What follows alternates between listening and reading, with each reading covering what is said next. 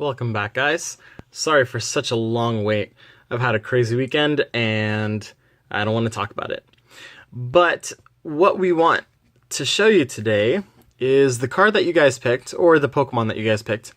It was kind of tough because there were only two options and both were different options. So after some consideration, we went with Inkay. So Inkay is on here in the trading card game. It's considered a psychic. It is psychic and dark in the video games and in the anime.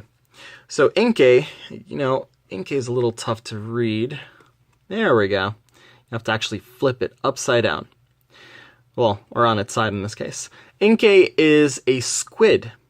It is a squid. You can tell by a few different reasons. The first is its shape. It has tentacles on the bottom, or arms. It has two on the side. It has a beak, very large eyes, a fin on the top of its head. And we're going to talk about this part as well. But Inkay is a squid. You can also tell by the name, Inkay. Squid do have ink in them, but we'll talk about that in just a sec. So Inkay is our pick, and let's get on with what is Inkay. In order to understand Inkay and what kind of a Pokemon it is, we're going to look at a squid, an actual, in this case, a common squid. The common squid is also, scientific name is Loligo vulgaris. Vulgaris meaning common, Loligo referring to the squid, so the common squid. It is also known as the European squid. What country? I don't know. They are also part of the class Cephalopoda. That also includes octopus, nautilus, and cuttlefish. And they are also part of the phylum Mollusca, which includes snails and a few other things like bivalves, clams, oysters, things with shells. Now there are two parts to the squid. There's the mantle and the arms. The mantle is the forward part, the cylindrical part that has all the major organs like the brain and the heart. In this case, it also has a hard shell on the inside. On the top of the mantle, it has fins along the sides, not too far down the mantle. However, they're very noticeable. They don't do much though in terms of swimming. The skin, or its epidermis of a squid, has these pigments that are called chromatophores. The cool thing about chromatophores is that they can be used in order to change color, portray different textures to make it look like it feels different. It can be used in order to camouflage. It can be used to flash or make it look like it's flashing light at predators or prey, or sometimes another squid that it likes. And it does this very, very well. Near the base of the mantle is a siphon. It's this little tube that they use for locomotion. What locomotion means is movement. You and I, we as humans, we move using our feet. In this case, the squid swims. It swims, but it also can use this siphon in order to take in water and shoot it out. Kind of like if you were to hold the top of a hose and not let the water out, and then you let it out all of a sudden and it shoots forward. Kind of like that. So it uses, or it creates jet propulsion, and it makes it shoot off like kind of like an underwater torpedo. Now in the siphon, they can also shoot out ink, and this ink is usually dark. It has pigment in it, and it's used usually to blind or disorient predators as a line of defense. Now on the other end of the squid, we have limbs. There are 10 in total.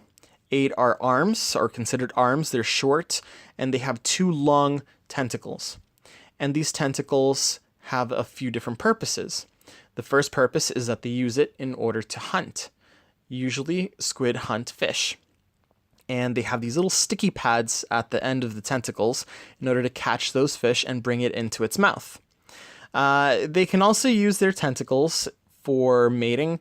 So when it's time to breed, when it's time to create new little squid, they can use that as well. Now, when it does catch fish, it brings it in to its mouth. And its mouth is in between all of those arms. In fact, if you look at a squid, if you look in between, you're not going to find a mouth kind of like you and I. You're going to find a beak. Now, a beak, it's not a bird, but it does have a beak. It has a hard surface and it looks just like a beak. I don't know what to tell you. It looks like a beak. So it's very similar to a bird's beak, that they can use it to eat with. They can use it to crack open anything that's hard. Fish may not be its only prey, but it can use that beak in order to do some damage. Now, aside from that, some squid are very large, and other species of squid, not the common squid, do have some of the biggest and most powerful eyes in the animal world, but we'll talk about that a little bit later. Now, the common squid, you can find them in the eastern Atlantic, along the coasts of England and Ireland, off the waters of northwestern Africa and the Mediterranean. They're very important to our economy, our resource, because they are food. We can eat squid. In fact, a lot of seafood, calamari, if you eat it raw, they can be consumed by us. Squid also form a natural prey for whales and other marine animals. However, some of the squid, again, is extremely large. For example, we're not going to cover these two in particular, but there are squid such as the colossal squid and the giant squid that have become so big and so legendary. They've been down in history. They've been placed in legends such as the Kraken. If you've seen Pirates of the Caribbean, or if you've heard of other legends, that's the Kraken. That's a squid. That's a very large squid. Now, comparing an actual squid to Inkay, I think the creators of Pokemon got this right as well. Inkay has a beak as well. It has the arms, it has the tentacles, the fins in the correct place. There are yellow dots on the top of his head where where its forehead might be. Now, that can be different depending on what kind of species of squid we're looking at, but some squid have been known to have fluorescent or bioluminescent parts of their body. The last thing is its eyes. Now, Inkay is a small Pokemon. On the card it says it's 1 foot 4 inches, but squid do have very powerful eyes. So, in conclusion, I think they got it right. I think that they did an excellent job, and I'm looking forward to see what else they have in mind. So, let me know what you think.